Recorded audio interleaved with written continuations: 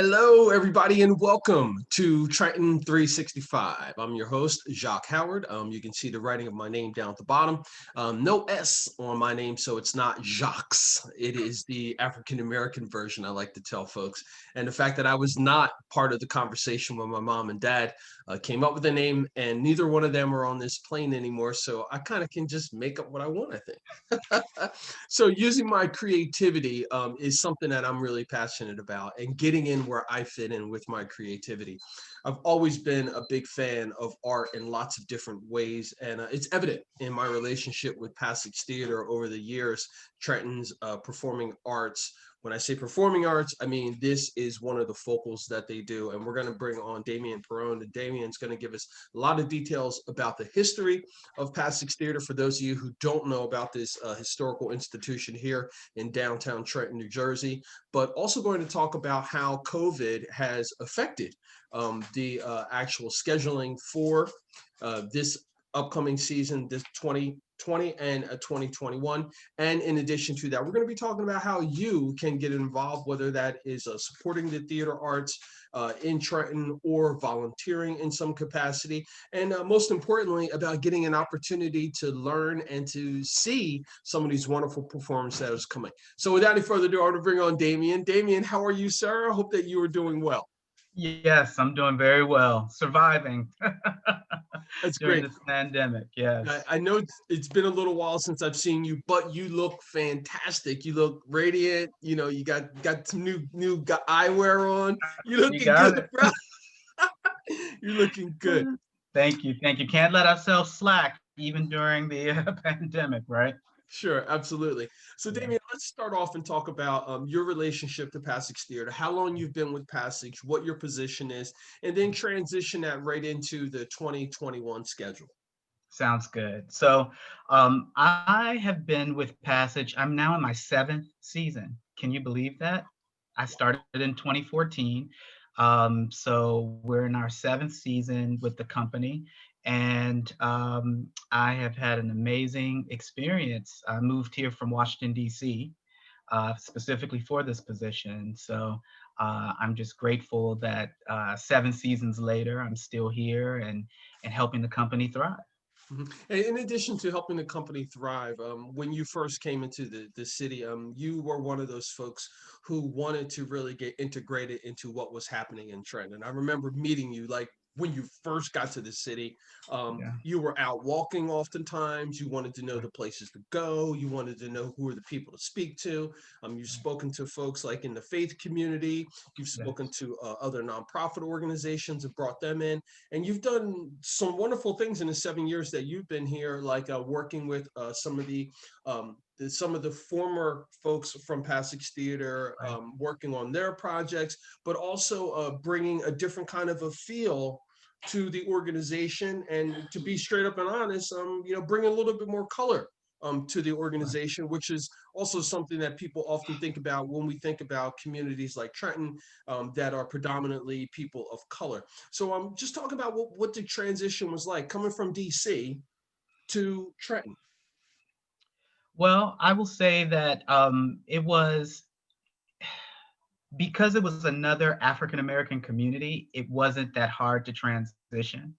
I've also lived in Los Angeles, so I think if I were leaving Los Angeles to Trenton, it probably would have been a more difficult transition. But coming from Washington D.C. to Trenton, there wasn't much difficulty in transitioning at all.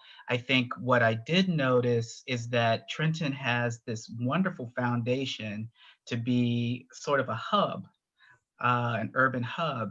And I think when I got here, the city was just going through the transition of a one mayor to a new mayor, to Mayor Jackson, who had a lot of vision and ideas about how to get the city back on track. And so that was exciting as well. You know, a newcomer coming in, wanting to be a part of a process that would help Trenton, which I think is a wonderful city, get back to sort of the being an urban hub, specifically for the arts. Mhm.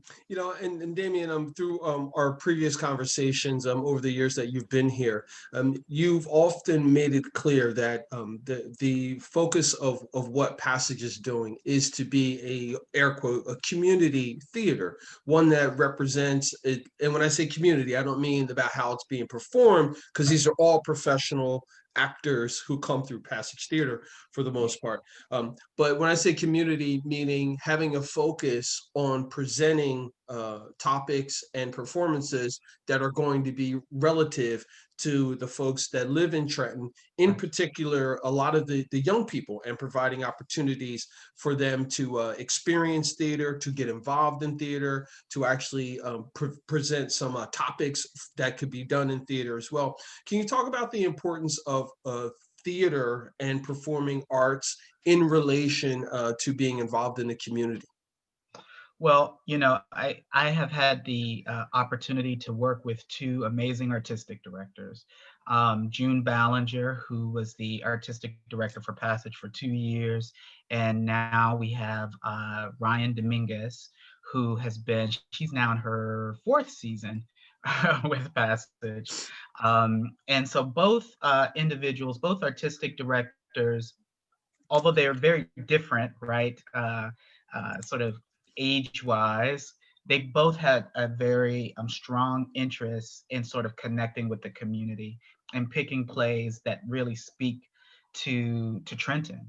And so we were very fortunate that Ryan was able to just sort of come right in and continue expanding on that idea with her program selection. Um, but I will say that over the last 7 seasons, we've done some amazing stories from looking at the history of the Little Rock Nine. That was one of my favorites, White Guy on the Bus, where we were looking at race relations. We even looked at a play my first season here that June selected that was about, it was called, oh my goodness, it just left my brain. That's what happens after being with someone theater for 7 years. But it tackled issues about the modern family, right? So the modern family is unlike the family of the 50s and 60s, where oftentimes multiple people come together to create families, whether it's heterosexual couples and or gay and lesbian couples. So that play was an amazing experience. We've dealt with issues of mental health. We've dealt with issues of, I mean, there's so many issues that I think that are very specific to Trenton. We even had a love story this past last season that dealt with two African American characters and Black characters, and it was a love story. But in the midst of it, just like in life, there was something in affecting that relationship, and in this case, it was cancer. So bringing about these stories that really affect our community and looking for opportunities to not just bring the community together to see these shows, but to have a dialogue about specific topics relating to the shows, either before the production or after shows on Sundays, which you have facilitated for us, Jacque, in the past. So yeah, we really, the idea of community is really important. Even though we don't call ourselves a community theater, we think of ourselves as being community based, and that I think is tells a lot about what we do.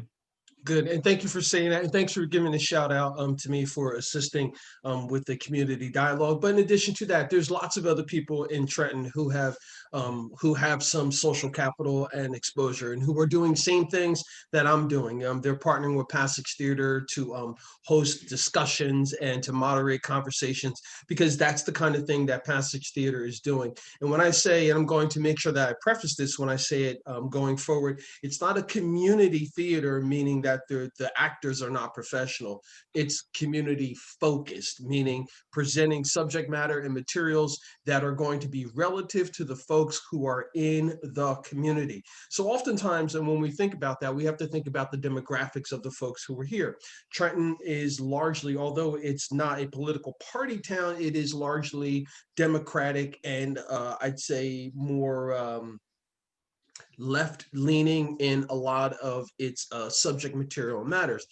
We've got a gay mayor. LGBTQ rights are at the forefront of what's happening here in Trenton, along with other things such as cannabis movement, Yeah. environmental, biking and walking, and the arts scene. And that's why it's super important to have opportunities and spaces like Passage Theater, where not only the community can come and see professional performances on the stage, but it also opens up opportunities for other actors from around the region and beyond to come into Trenton to perform and to get to know the folks. And I'm saying this because I'm looking at the mailer, and I don't know if the reflection is going to be there. And It's some of my perfect. notes are on there, folks. But most of the folks in the region have got a copy of the Passage Online 2021. And we're going to talk about the online portion in a minute.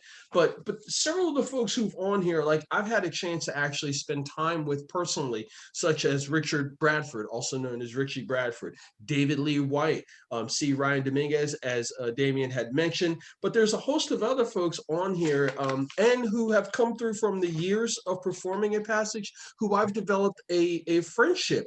I'm thinking about Joanna Joanna, Tolentino, yes, yeah, yes, who starred in Soya Mañando. My yeah, Spanish is not very good. yeah. Moria Soñando. Morio Sagnando, exactly. And so we in the community here in Trenton, when performing artists come through and places like Passage, we get an opportunity to meet them, to have a conversation with them, to follow them on social media, and to create some kind of dialogue.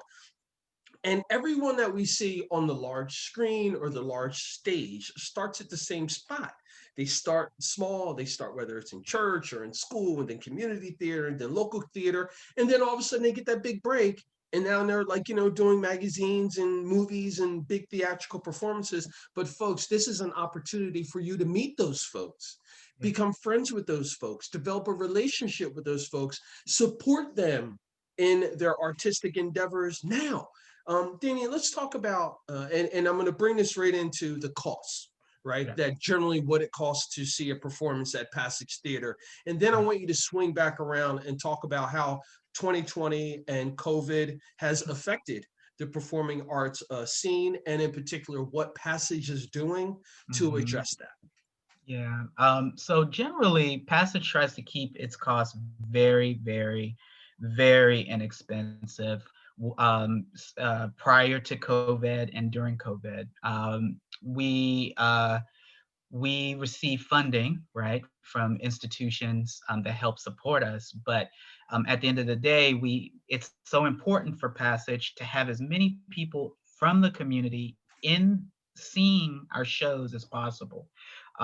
It's wonderful to be so adjacent to New York and Philadelphia, and and trying to bring those communities up to see our work. But having Trentonians in the theater or watching us online, that's really crucial. So we try to keep our price point as low as possible. Our we have student tickets, which are about $13. We also have tickets that range from about $20 to $27 for our, we call our friends and family or senior discounts. And then we have a little pricier ticket, which it ranges from $30 to $38 on weekend performances. But we try to add the caveat that cost should never be a determining factor as to whether or not you come see a show at Passage. If you want to come see a show, we have multiple ways to do that. And I've had people walk up to me and say, I'd really love to come see that show, but I can't afford the ticket price. I say, great. What can you afford? And they say, $2. Boom, get into the theater. Because the only way Passage will thrive or continue to thrive is by having Trenton support. And that's what's really important. So we're also looking at other strategies of pay what you can, or pay what you think it's worth. The different sort of models we were hoping to employ in 2020, 2021, but COVID came along and sort of kiboshed that. But and But Damian, you I know, want to jump in and interrupt you, folks, because I think that this is a great opportunity and a great chance for those of you who are supportive of this, who may not live in Trenton or may not be able to come to Passage. There's creative things that you can do to support Passage Theater. You can always make a donation online, and you can even get creative. And Damian, interrupt me if I'm wrong, but if someone said, "Hey, look, I want to just give you a dollar amount to offset the costs for folks who cannot afford this," right, or I want to pay for a bunch of students to get right, an opportunity to see this, you can earmark your donations you sure can. specifically for what you want to do that's going to assist Passage Theater. So for those of you who are in the listening and viewing audience, if you want to support Passage Theater, you like the idea of small professional theaters and what Passage Theater is doing, you can contact Damian and Passage Theater and say, "Hey, look, I want to make a payment and have it go specifically to earmark students or Right. to earmark it to go to seniors or something of that nature, and I'll work on that project for you." I'm sorry, Damon. No, I'm glad you mentioned that because over the last 3 years, Ryan Dominguez has instituted programming specifically for young people, ages from elementary to high school. And even though we'd like to do more sort of training programs for young people, right now, how we've sort of expanded our programming for youth is by creating a program called Theater for Families and Young Audiences, where we produce a show specifically for an age group, a school age group. And oftentimes we offer those tickets at $5 for students. And oftentimes the school board's able to help with that, but then there are times the Trenton School Board is unable to help with that. So Passage is always looking for support to either pay for tickets for young people to come to Passage, to come to the Mill Hill Playhouse and see the shows, as well as transportation. Because when students come to our shows, they have to, even though they're local, they still have to be brought via transportation, school sanctioned transportation, and that has a cost to it as well. So again, we're really aiming to try to get young people into the theater, get them excited about theater. I was a young person that became very excited with theater in Washington, D.C. And I won't say how many years later, but years later, I'm still involved.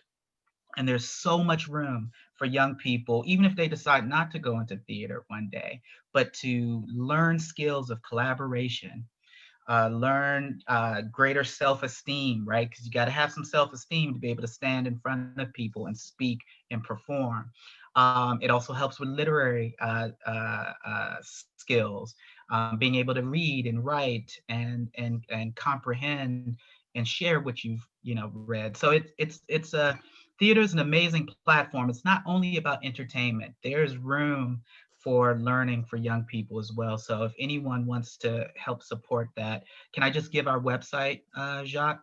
Yeah, for That's sure. wonderful. So our website is www.passagetheater.org. And you can also call us at 609-392-0766. You can ask to speak to me. I'm the managing director, and we can get you set up in order to discuss how you would like to support Passage further. Awesome, fantastic. Now, I'd like for you to run through the 2020 and 2021 season, or at least some of it, so that we can get some of the folks excited about some of the performances that are coming up. Great. So we have been pretty successful in converting our programming during COVID to online work. Yes, right.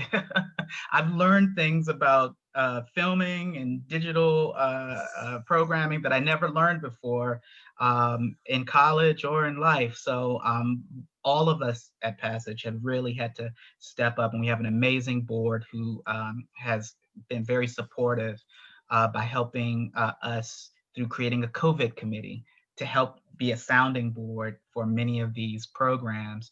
But because we weren't able to do our traditional fall show or shows. What we did was we set up a bunch of play readings this past fall. We did Welcome to Madsen. We did, which is by India Craig Galvan, and directed by Andrew Binger, who's someone I think you know from his work with Passage in the Past, Rodney Gilbert, and so forth, in the Yinder group. We've done special events where we brought back an old favorite, Panther Hollow, written by David Lee White. We are actually going to be doing a play reading in January by a Philadelphia playwright by the name of Jacqueline Goldfinger. The play is called Babel. And so that'll be an online contribution as well. So in addition to that, we've come up with these amazing learning labs for young people because we're not able to interface with them in person these days. So Ryan has come up with a series of about 5 learning labs that impact elementary school students and middle school students. And they can be found on Passage's website as well as Passage's YouTube account if you'd like to have programming that's interactive, engaging for your middle school or elementary school student. So there's that, and then we've had these interviews with the artists who are connected with the season. So yeah, it was like producing a real television show most times, and using Zoom, which is an amazing platform that we've all become very familiar with. We just had a holiday online reading called Christmas 2.0 by Donna Hoke, and that was really successful. I will say that we have some stuff coming up beyond January, so beyond Babel, that I want to jump in and sort of share as well, because it's a lot. All right, so we have we're bringing back our Solo Flights series, where we bring in an artist to do a solo show. It's all them for anywhere from 60 to 75 minutes of performance. And this show, Mother and Me, written and performed by Melinda Buckley, was actually supposed to be a part of our um, March 2020 productions, but it was immediately, of course, canceled due to COVID. So that's one show. Then we're bringing back our Theater for Families and Young Audiences performances with this group, with this show called Shirley, Goodness, and Mercy by a New Jersey playwright, Chisa Hutchinson. And I believe Chisa has worked with Passage prior to my joining the company years ago, but we're excited about this. This play is specifically been selected for young people, for middle school kids. And it's a very sweet, sweet story, very sweet.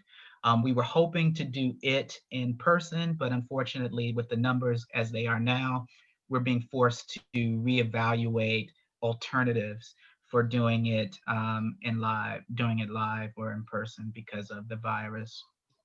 I will say, out of all of them, this is probably my favorite show because it deals with a young person in his cafeteria, a member of the cafeteria staff in his school, and they develop this amazing bond.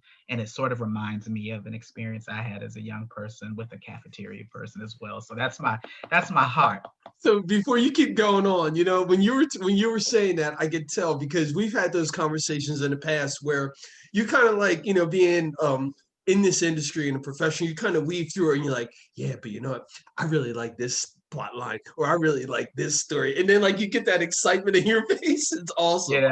Now, granted, I love everything that we do, so it's not to pick and choose, but anything that deals and speaks to the hearts of young people really sort of tugs at my heart in a way, because that's how I got involved in theater, because of stories that tugged my heart even as a young person. So again, we're still trying to figure out, like, this may have to go online opposed to being in person, given the COVID issue.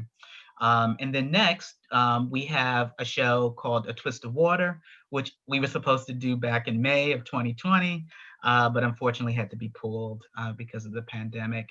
And I think this is another great play as well. It's by Caitlin Parrish. She is a very well-known playwright. A Twist of Water is based on a story, a screenplay that she wrote for television several years ago, and it looks at adoption and a in a into a same-sex family that is interracial. And Mm, so you have this African American girl who's in this interracial same-sex family now, and what the struggle is when something major happens within their family unit, and what does that do to her relationship with her parents. So I wow. really think that's going to be really dramatic and really exciting. So those are the three shows that we pretty much have coming up. Now, while existing in the pandemic era, we are also continuing to develop plays for future seasons. So we have the OK Trenton project, which is being developed and expected to be produced in the fall of 2021. And the OK Trenton project is a devised theater piece that is sort of, it's documentary style, that tells the story about, you remember a few years ago with the helping hand sculpture at Montgomery, I think Montgomery and Perry, that Mhm. was removed by city officials because there was a misunderstanding about the what the sculpture that was created by children, no less, what it was communicating. There was concern that it was communicating a gang symbol or something, but from what we understand in our research, the kids just had an open heart, and that's what they wanted to do, was that they wanted the sculpture to look like that. So Ryan immediately thought this would be a wonderful project to develop, because Trenton doesn't have a public art policy. Mhm. And so the idea too is to hopefully continue the dialogue around how does Trenton sort of experience public art, and how do we talk about it without jumping to conclusions. I mean, there have been situations since I've been here, since 2014, with the was it Michael Brown poster or artwork that was put up by the Sage Coalition and so forth. So there's been ongoing stuff that deals with public art that I don't think the city has really fully addressed. And so we're hoping that this project will re-engage that conversation around public art. And then the last show we're developing is a new musical called Group, and it's I don't think Passage has done a full-on musical before, or at least in recent years. So this will be our first attempt at it with this staff.